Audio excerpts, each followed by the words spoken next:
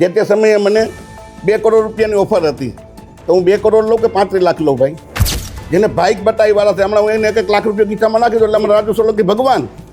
તો હું સ્પષ્ટતા કરું છું કે આ સમાધાન બાબતે રાજુ સોલંકીએ 1 પણ રૂપિયો મારી પાસેથી લીધેલો નથી, એની હું નિષ્ઠાથી ચોખવટ કરું છું. ગોંડલના જયરાજસિંહ અને દલિત આગેવાન રાજુ સોલંકી વચ્ચે ઘણા લાંબા સમયથી એક વિવાદ ચાલી રહ્યો હતો. બંને વચ્ચે સમાધાન થયું હોય આ રીતની વાત સામે આવી છે. નમસ્કાર, આપની સાથે હું આકાંક્ષા. તમે જોઈ રહ્યા છો ઓવર રાજકોટ. આપણે જાણીએ છીએ કે ગોંડલના જયરાજસિંહ અને દલિત આગેવાન રાજુ સોલંકી વચ્ચે ઘણા લાંબા સમયથી એક વિવાદ ચાલી રહ્યો હતો. મારામારીની ઘટના બની, અપહરણની ઘટના બની, આ રીતના સમાચાર પણ સામે આવ્યા હતા. ઘણા લાંબા સમયથી ચાલી રહેલા આ વિવાદમાં અત્યારે નવો વળાંક આવ્યો છે. બંને વચ્ચે સમાધાન થયું હોય આ રીતની વાત સામે આવી છે. ખાસ આજે ગોંડલ ખાતે પૂર્વ ધારાસભ્ય જયરાજસિંહ જાડેજાના નિવાસ સ્થાને એક વિશેષ બેઠકનું આયોજન કરવામાં આવ્યું હતું. આ બેઠકમાં ખાસ ભાજપ, કોંગ્રેસ, દલિત સમાજના અનેક આગેવાનોની ઉપસ્થિતિ વચ્ચે બંને પક્ષો વચ્ચે સમાધાન થયું હોય, બંને પક્ષો વચ્ચે આ વાતને લઈને નિરાકરણ આવ્યું હોય આ રીતની વાત અત્યારે સામે આવી છે. ખાસ સમાધાન બાદ જયરાજસિંહ જાડેજાએ મીડિયા સમક્ષ પોતાની વાત રજૂ કરી હતી અને કઈ રીતની ઘટના બની હતી, ઘટનામાં અત્યારે કઈ રીતે સમાધાન કરવામાં આવ્યું છે, આ બધા જ વિષય પર તેમણે ખુલીને વાત કરી હતી. સાથે જ રીબડા અનિરુદ્ધસિંહ પર તેમણે ઘણા બધા આક્ષેપો પણ મૂક્યા હતા કે કઈ રીતે આ કેસ છે તેમાં બીજી બધી વાતો ફેલાવવાનું કામ રીબડા અનિરુદ્ધસિંહ દ્વારા કરવામાં આવ્યું હતું અને જ્યારે રાજુ સોલંકી પોતે જેલમાં ગયા હતા તો એમને કોઈ પણ પ્રકારની મદદ તેમના દ્વારા કરવામાં નથી આવી. આ રીતની વાત તેમના દ્વારા કરવામાં આવી છે. સૌથી પહેલા તો ટૂંકમાં આપણે એ સમજી લઈએ કે આખો વિવાદ શું બન્યો હતો. 30 મે 2025 જૂનાગઢના કાળવા ચોકમાં કાર ચલાવવા બાબતે રાજુ સોલંકીનો પુત્ર સંજય સોલંકી અને ગણેશ જાડેજાના માણસો વચ્ચે બોલાચાલી થઈ ગઈ હતી.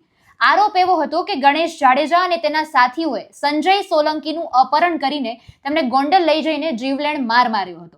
ગણેશ જાડેજા સહિત 8 લોકો સામે હત્યાની કોશિશ અને એટ્રોસિટી હેઠળ ગુનો નોંધી જેલ હવાલે કરાયા હતા અને તેને લઈને જ ઘણા લાંબા સમયથી આ વિવાદ ચાલી રહ્યો હતો. જોકે હાલ તેને લઈને અત્યારે સમાધાનના સમાચાર સામે આવ્યા છે. સૌથી પહેલા તો આપણે નજર કરીએ કે સમગ્ર મામલાને લઈને જયરાજસિંહ જાડેજાએ શું કહ્યું છે. જનરલ અમારે 2 દિવસ અગાઉ મળવાનું થયું હતું, ત્યારે અમારે પ્રાથમિક ચર્ચા બધી થઈ. ચર્ચાના અંતે આજે મળવાનો અમારે ફરીથી નિર્ણય થયો. આજે અમારે એવી રીતે મળવાનું હતું કે સમાજના તમામ આગેવાનો, અમારા ભારતીય જનતા પાર્ટી સાથે જોડાયેલા આગેવાનો, કોંગ્રેસ સાથે જોડાયેલા આગેવાનો અને દલિત સમાજના આમ આગેવાનો બધાની સાથે મળીને અમે એક આ આયોજન કર્યું હતું અને એના ભાગરૂપે આ કોન્ફરન્સ બોલાવવામાં આવી છે. મારી દૃષ્ટિએ મેં કોઈ આવી વાતો સાંભળેલી નથી, પણ આ આજુબાજુમાંથી મને એવી વાત મળેલી કે ભાઈ રાજુભાઈ સોલંકીએ કોઈ મોટા પૈસાનો સોદો કરીને આ સમાધાન કર્યું છે. તો હું સ્પષ્ટતા કરું છું કે આ સમાધાન બાબતે રાજુ સોલંકીએ 1 પણ રૂપિયો મારી પાસેથી લીધેલો નથી, એની હું નિષ્ઠાથી ચોખવટ કરું છું. રાજુ સોલંકીએ જરૂર મારી પાસે એક વાત રજૂ કરી છે, એમાં રાજુ સોલંકીનો કોઈ સ્વાર્થ નથી. રાજુ સોલંકીએ મારી પાસે એ વાતનો પ્રસ્તાવ મૂક્યો હતો કે હું અમારા સમાજની ગરીબ દીકરીના સમૂહ લગ્ન કરવા જઈ રહ્યો છું. સમાજ પાસેથી મારે ફાળો લેવાની ઈચ્છા નથી. તમે મને આ સમૂહ લગ્નમાં ભોજન સમારંભના ખર્ચમાં તમારે મને મદદ કરવાની છે અને આ ભોજન સમારંભ તમારે મને કરાવી દેવાનો છે અને એમાં મેં રાજુને હા પાડેલી છે. બાકી રાજુએ કોઈ રોકડા પૈસાની વાત, કોઈ સમાધાન પેટે સોદાની વાત રાજુ સોલંકીએ મને ક્યારેય કરેલી નથી. રાજુ સોલંકી ક્યારે 1 પણ પૈસાનો મારે વહીવટ થયેલો નથી. હું બધાને વિનંતી કરું છું કે આ પ્રકરણને અવળે રસ્તે દોરવા માટે, ગુમરાહ કરવા માટે જે વાતો સમાજની વચ્ચે મૂકવામાં આવે છે એમાં મૂળ મુદ્દો પૈસા છે. પૈસાની આ સમાધાનની અંદર કોઈ વાત નથી આવી, પૈસાનો કોઈ સોદો નથી. જે મારી અને રાજુ સોલંકીના પરિવાર વચ્ચેની જે ગેરસમજ હતી એ ગેરસમજ અમે સામે બેસીને દૂર કરી છે. મારે આ પ્રકરણમાં વધારે એવું કહેવું છે કે સમગ્ર પ્રકરણ જ્યારે બન્યું ત્યારે સામાન્ય ઉગ્ર બોલાચાલીનો મામલો હતો.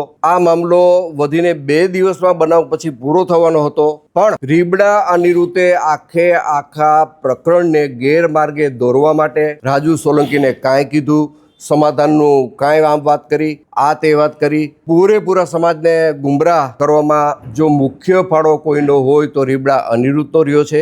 રાજુ સાથે બેઠા પછી મને ઘણી વાતની ખબર પડી કે આ પ્રકરણમાં રાજુ કંઈ દોષિત છે જ નહીં અને આ પ્રકરણને અવળો રસ્તો ચીંધાડવા માટે, આખી વાતને ગુમરાહ કરવા માટે અને પ્રકરણને આખું ડાયવર્ટ કરવા માટે માત્ર ને માત્ર જો આમાં કોઈનો હિસ્સો હોય તો આ પ્રકરણને ગેરમાર્ગે દોરવામાં રીબડા અનિરુદ્ધનો હિસ્સો છે. રાજુ સોલંકીએ ક્યારેય પૈસાની વાત કરી નથી. રાજુ સોલંકીના પુત્ર જે મારી બાજુમાં બેઠો છે સંજય, એમને કોર્ટ સમક્ષ જે કાંઈ બનાવની હકીકત હતી એ હકીકત કોર્ટ સમક્ષ એને રજૂ કરી દીધી છે.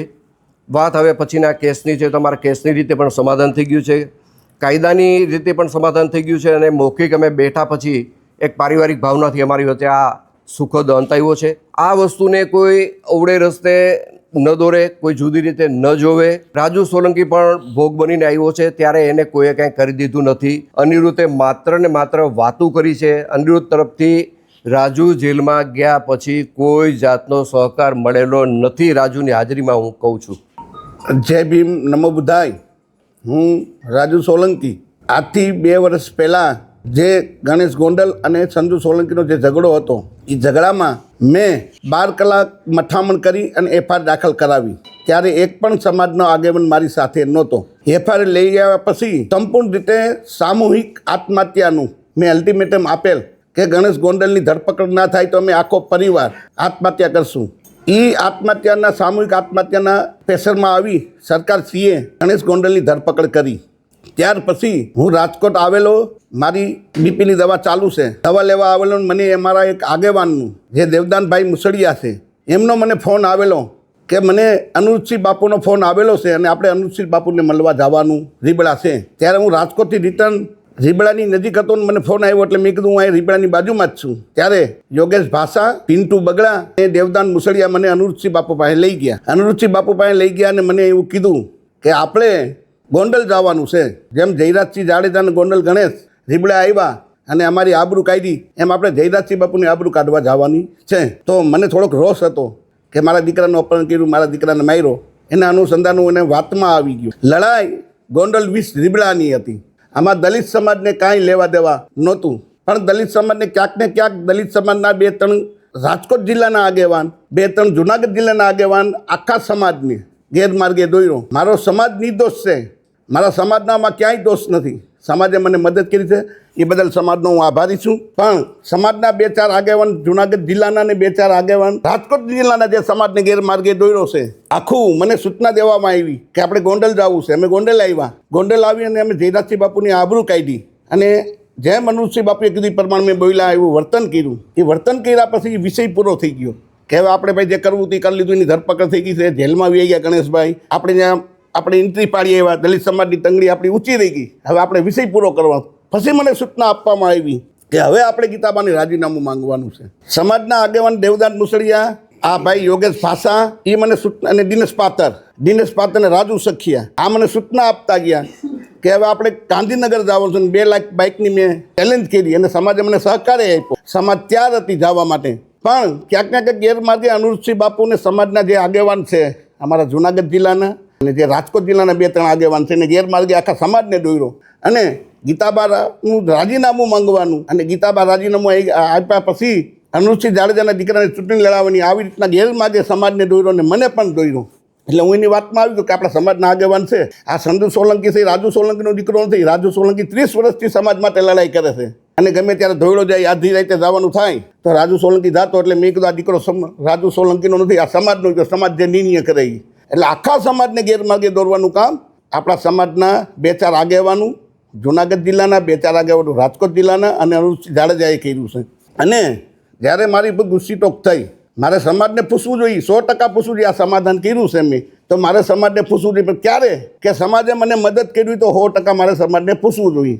હું જ્યારે જેલમાં ગયો, મારા આખા પરિવારને જેલમાં નાખી દીધા. જેલમાં નાખ્યા પછી સમાજના સૌથી પહેલાં ધોરાજી તાલુકાના યોગેશ પાસે હાથ ઊંચા કરી કે મારે રાજુ સોલંકીને કાંઈ લેવા દેવા નહીં. બીજા નંબરે દેવદાન મુસળીએ ક્યાંક ને ક્યાંક સમાજ તો ત્યાર હતો. એક એવું મોટું આંદોલન થઈ રહ્યું હતું કે તમે ઊંડાકાંડને ભૂલી જાવ એવું મોટું જબરદસ્ત આંદોલન થાત તો રાજુ સોલંકી ક્યાંક ક્યાંક મોટો થાત. સમાજના આગેવાનો કપાત હતા એટલે આંદોલન ના કર્યું. સમાજના લોકોને રોકવામાં આવ્યા કે આપણે આંદોલન નથી કરવું, આપણે કાંઈ નથી કરવું. રાજુ એના પાપે અંદર જેલમાં ગયો છે. મને મદદ ના કરી. મારી ઘરવાળી જાતિને આગેવાનોને પૂછતી કેટલા ભાઈ મારા ઘરવાળાને મારા દીકરાને તમે આખું ગુજરાત જાણે છે કે રાજુ સોલંકી ઉપર ને રાજુ સોલંકીના પરિવાર પર ખોટી ગુસ્સીટોક થઈ છે. આખો સમાજ જાણે છે. પણ ક્યાંક ને ક્યાંક સમાજના આગેવાનું વહીવટી તંત્રએ સેટિંગ કરીને અમને જેલમાં નાખવામાં આવ્યા. અને જેલમાં ગયા પછી સમાજના આગેવાનું જ અમારા જૂનાગઢ ડીવાયસપીનું સન્માન કરવા હું કામે ગયા હતા ભાઈ તમે? કેમ કે આ જે જૂનાગઢના ડીવાયસપી સાહેબ છે તમારા સંબંધી થાય છે? રાજુ સોલંકીને જેલમાં નાખ્યો એ બદલ સમાજના આગેવાનું જે આ કહેવાતા આગેવાનોનું હું નામ દઉં છું એ સન્માન કરો કે સાહેબ તમે બહુ સારું કર્યું, રાજુ સોલંકીને તમે જેલમાં નાખ્યું, તમે મને મદદ કરી હોત, મારા ઘરવાળાઓને 5 રૂપિયાની મદદ કરી હોત, 5 કિલો બાજરો નાખી હોત તો મારે 100% સમાજના આગેવાનોને પૂછવું પડે કે તમે મને મદદ કરી છે, હું જેલમાં ગયો તો મને જેલમાંથી બહાર કાઢ્યો છે, અમે મારા પૈસા આવ્યા. પણ લડાઈ રીબડા વીસ ગોંડલની હતી અને સમાજના આખાને ગેરમાર્ગે દોર્યો છે આ સમાજના આગેવાનું અને અનુજસિંહ બાપુનું કરેલું છે આ બધું. એમાં જયરાજસિંહ જાડેજા અને ગણેશ જાડેજા નિર્દોષ છે અને ખોટા આખા સમાજને ગેરમાર્ગે દોર્યા છે. કાંઈ બોલાઈ ગયું, જય ભીમ, નમો બુદ્ધાય, સમાજ મને માફ કરજો.